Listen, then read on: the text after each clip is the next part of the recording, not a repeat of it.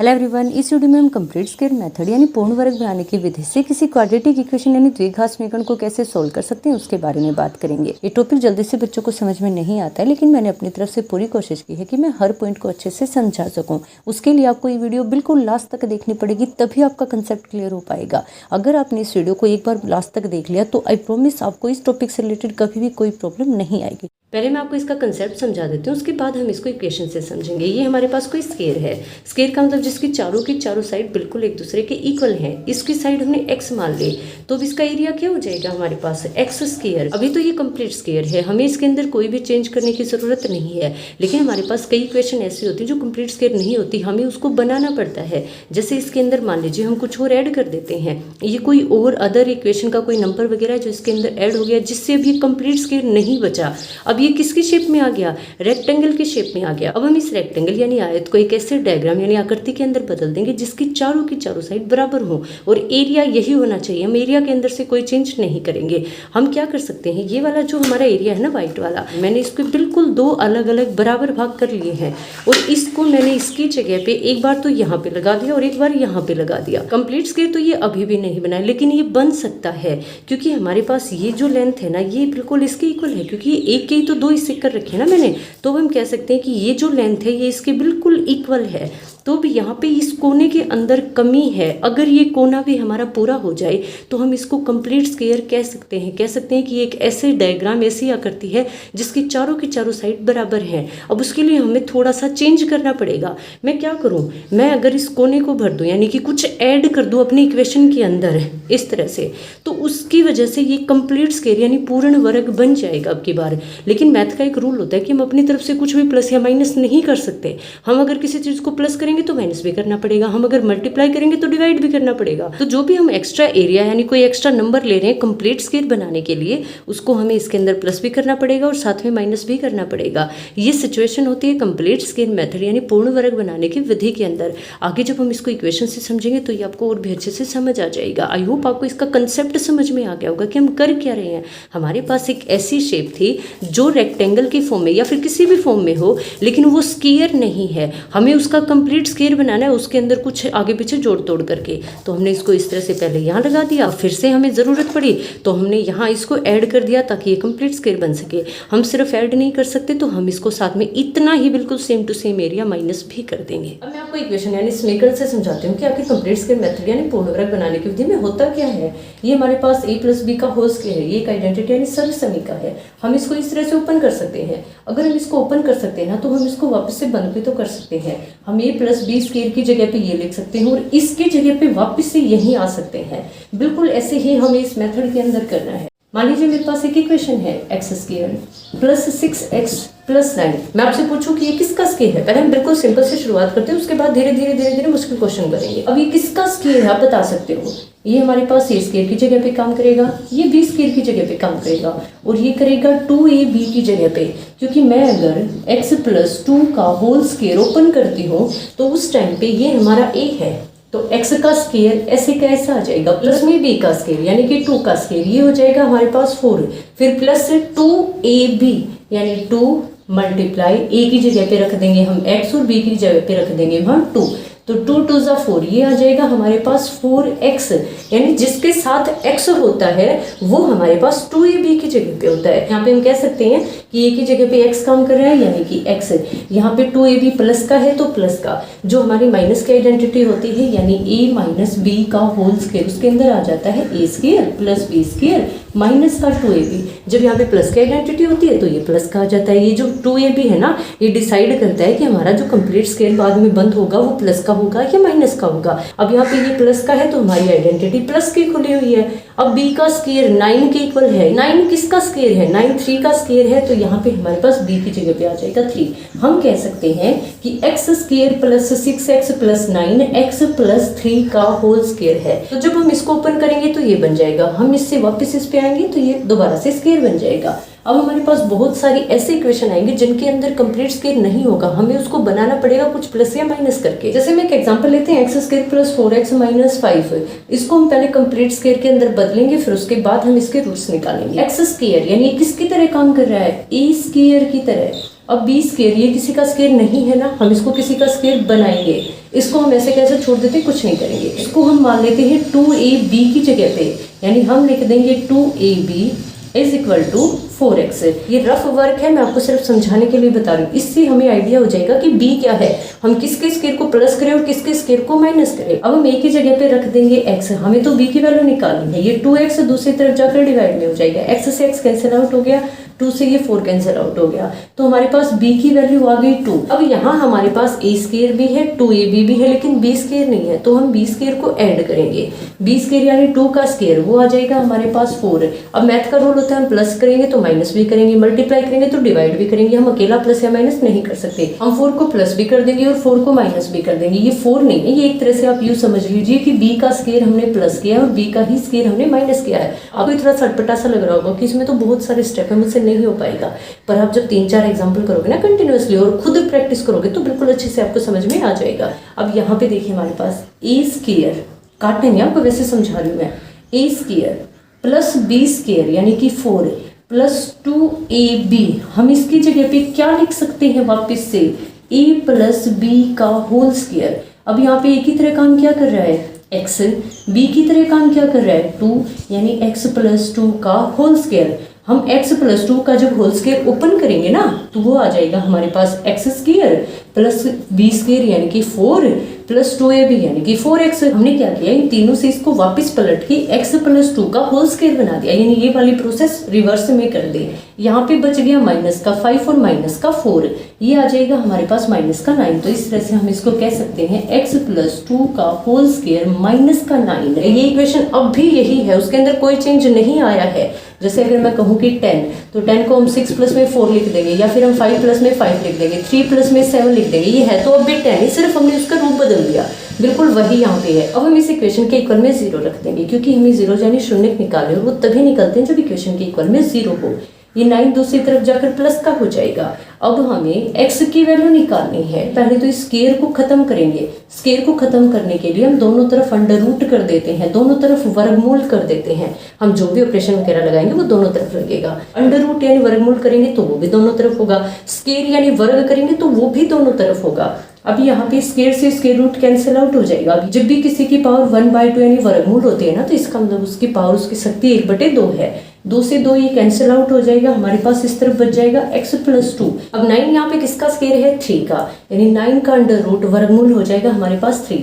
जब भी कोई नंबर अंडर रूट से बाहर आता है, वर्गमूल से बाहर आता है, तो वो एक बार प्लस का होता है और एक बार माइनस का होता है। उसका कारण क्या होता है वो भी मैं बता देती हूँ। जब हम -3 की मल्टीप्लाई -3 से करेंगे तो प्लस का 9 आ जाएगा। जब हम 3 की मल्टीप्लाई 3 से करेंगे तो वो भी प्लस का 9 आ रहा है। अब हमें ये तो नहीं पता ना कि 9 किसका स्क्वायर है। अंडर रूट यानी वर्गमूल का मतलब ये होता है ये बताना कि ये किसका स्क्वायर है, तो अब इससे पता तो नहीं चल रहा। वो -3 का स्क्वायर भी हो सकता है, वो +3 का स्क्वायर भी हो सकता है। इसलिए जब भी हम अंडर रूट यानी वर्गमूल से बाहर निकालेंगे तो हम दोनों ही लेंगे। अब हम एक बार इसको प्लस का 3 ले लेते हैं, ये 2 है, ये दूसरी तरफ जाकर माइनस में हो जाएगा। x की वैल्यू आ जाएगी 3 - 2 = 1। दूसरी सिचुएशन के अंदर हम इसको यहाँ पे माइनस का ले लेते हैं, ये दूसरी तरफ जाकर माइनस का हो जाएगा। x = -5। हमारे x के 2 आंसर आ चुके हैं, एक -5 और एक 1। जब आप फैक्टर से करोगे तो भी यही आंसर आएगा।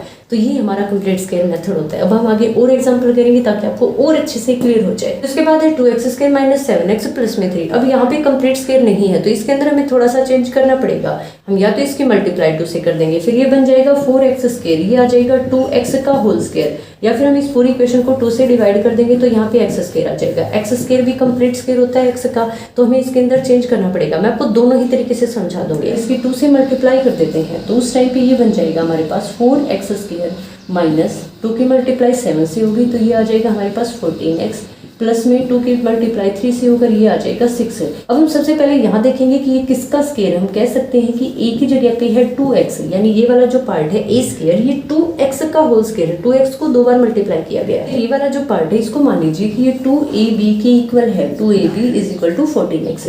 माइनस को रखने की जरूरत नहीं, माइनस हमें ये बता देगा कि आइडेंटिटी माइनस की खुली हुई है। अब a की जगह पे हम यहाँ रखेंगे मल्टीप्लाई में 2x। b की वैल्यू निकालनी है ना, तो हम इस बाकी सारे को दूसरी तरफ ले जाएंगे। इस तरफ हमारे पास बच जाएगा अकेला b। अब x से x कैंसिल आउट हो गया, 2 से ये कैंसिल हो गया 7। b की वैल्यू हमारे पास आ गई 7/2। यानी हमारी जो आइडेंटिटी खुली हुई है वो खुली है 2x माइनस 7/2। इस तरह से हम पता लगा सकते हैं। अब 2x का स्क्वायर तो यहाँ पे है, 2ab भी यहाँ पे है, क्या नहीं है, b का स्क्वायर नहीं है, तो हम b के स्क्वायर को प्लस भी कर देंगे और b के स्क्वायर को माइनस भी कर देंगे। 7 का स्क्वायर किया हमने 49 आ गया 49, 2 का स्क्वायर किया यहाँ पे 4 आ गया। अगर हम इसको प्लस करेंगे तो हमें साथ में माइनस भी करना पड़ेगा, ये आ जाएगी। अब हम a square plus b square minus 2ab की जगह पे रख सकते हैं a माइनस b का होल स्क्वायर। यहाँ से माइनस की आइडेंटिटी का पता चल रहा है, तो कह सकते हैं 2x माइनस 7/2 का होल स्क्वायर। अब इन तीनों की जगह पे तो हमने ये वाला सोल्व कर दिया, जो ऊपर से बच गया उसको हम नीचे उतार लेंगे, फिर हम एलसीएम लेंगे, 4 आ जाएगा। 4 को 1 से डिवाइड करेंगे 4 आएगा, 4 के 6 से मल्टीप्लाई करेंगे तो 24 माइनस 4 को 4 से डिवाइड करेंगे 1 की 49 से मल्टीप्लाई होगी तो 49। ये प्लस का है, एक प्लस का एक माइनस का, बड़े में से छोटा माइनस का हो जाएगा और निशान बड़े का आ जाएगा। 49 में से हम 24 को माइनस करेंगे तो 25 आएगा माइनस का, यानी यहाँ पे जब हम इसको पूरे को सोल्व करेंगे एलसीएम लेने के बाद ये बन जाएगा -25/4 इज इक्वल टू 0। ये जब दूसरी तरफ जाएगा तो प्लस का हो जाएगा। अब हमें बिल्कुल वही पिछला प्रोसेस करना है, हम दोनों तरफ अंडर रूट यानी कि वर्गमूल कर देते हैं, स्क्वायर से अंडर रूट कैंसिल आउट हो जाता है, इस तरफ बच गया 2x माइनस 7/2। अब हम देख लेते हैं कि 25/4 किसका स्क्वायर है। जब हम 5/2 को 2 बार मल्टीप्लाई कर देंगे तो ऊपर वाले के साथ मल्टीप्लाई होती है यानी 25, नीचे ये 25/4 हो जाएगा हमारे पास। हम कह सकते हैं 25/4 का अंडर रूट 5/2 है, लेकिन ये भी हमें 2 लेने पड़ेंगे, एक प्लस का और एक माइनस का। पहले हम इसको प्लस का ले लेते हैं, ये माइनस का 7/2 है, दूसरी तरफ जाकर प्लस का 7/2 हो जाएगा। फिर हम जब इसको आगे एलसीएम लेकर सोल्व करेंगे तो 2 को 2 से डिवाइड करेंगे 1 आएगा, 1 की 5 से मल्टीप्लाई करेंगे तो 5, 2 को 2 से डिवाइड करेंगे 1 और 1 की 7 से मल्टीप्लाई की तो 7, 7 और 5 कितना हो गया हमारे पास 12/2। जब हम 12 को 2 से डिवाइड करेंगे तो 6 आ जाएगा, मतलब इस तरफ सारा सोल्व होने के बाद बच गया 6। अब 2 के मल्टीप्लाई में क्या है x, हमें सिर्फ x की वैल्यू चाहिए तो हम 2 को दूसरी तरफ डिवाइड में ले जाएंगे, x की वैल्यू हमारे पास आ जाएगी 3। अब की बार माइनस का ले लेते हैं, ये माइनस का 7/2 है, दूसरी तरफ जाकर प्लस का 7/2 हो जाएगा, हम फिर से वही एलसीएम लेंगे, ये आ जाएगा माइनस का 5 और ये आ जाएगा प्लस का 7। तो 7 में से 5 को माइनस किया 2 आ गया, 2/2 यहाँ पे आ गया 1 प्लस का। अब 2x इज इक्वल टू 1 आ गया एलसीएम वगैरह लेने के बाद, ये 1 से तरफ जाकर डिवाइड में हो जाएगा, x की वैल्यू आ जाएगी हमारे पास 1/2। हम इसको दूसरे तरीके से भी सोल्व कर लेते हैं, हम पूरी इक्वेशन को 2 से डिवाइड कर देंगे तो ये 2 से डिवाइड होकर यहाँ पे आ जाएगा हमारे पास अकेला x स्क्वायर, यहाँ पे 7/2x और यहाँ पे 3/2। अब ये स्क्वायर बन गया किसका, x का, यानी हमारे पास a की जगह पे काम करेगा x। ये किसकी तरह है 2ab की तरह, तो हम इसको लिख लेते हैं 2ab is equal to 7/2x। अब एक ही जगह पे हम यहाँ रख देंगे x, ये 2x जब दूसरी तरफ जाएगा ना तो ये डिवाइड में हो जाएगा क्योंकि यहाँ पे ये मल्टीप्लाई में है, x से x कैंसिल आउट हो गया। b की वैल्यू हमारे पास आ गई 7/4 क्योंकि 2 की मल्टीप्लाई 2 से हो जाएगी। अब b की वैल्यू 7/4 है तो यहाँ पे a का स्क्वायर है, 2ab भी है, b का स्क्वायर नहीं है, कंप्लीट स्क्वायर बनाने के लिए तो हम b स्क्वायर को प्लस भी कर देंगे और b स्क्वायर को माइनस भी कर देंगे। b स्क्वायर यानी 7/4 का स्क्वायर, ये आ जाएगा हमारे पास 49/16, 4 का स्क्वायर 16 हो जाएगा। अब इसको प्लस किया है तो माइनस भी करना पड़ेगा 49/16। इससे वही same method a square plus b square minus 2ab, ये हो जाएगा x माइनस 7/4 का होल स्क्वायर। इन छोटी छोटी बातों का ध्यान रखना है क्योंकि a की वैल्यू अब की बार x थी और b की वैल्यू 7/4, जो बाकी बच गया उसको आप अलग लिख लीजिए, प्लस का 3/2 और माइनस का 49/16। इन दोनों को आप एक बार एलसीएम लेकर सोल्व कर लीजिए, एलसीएम आ जाएगा 16 को 2 से डिवाइड करेंगे 8 आ जाएगा, 8 3 24 माइनस 16 को 16 से डिवाइड करेंगे 1 आ जाएगा यानी 49 में से 24 को माइनस करेंगे 25 आ जाएगा। यहाँ पे हमारे पास आ गया 25/16 और वो भी किसका, माइनस का। जब हम इसको दूसरी तरफ लेकर जाएंगे तो ये प्लस का हो जाएगा, बिल्कुल वही सेम प्रोसेस, हम अंडर रूट कर देंगे, ये स्क्वायर से अंडर रूट कैंसिल हो जाएगा। x minus 7/4 is equal to 25 किसका स्क्वायर है 5 का, 16 किसका स्क्वायर है 4 का, ये आ जाएगा प्लस माइनस 5/4।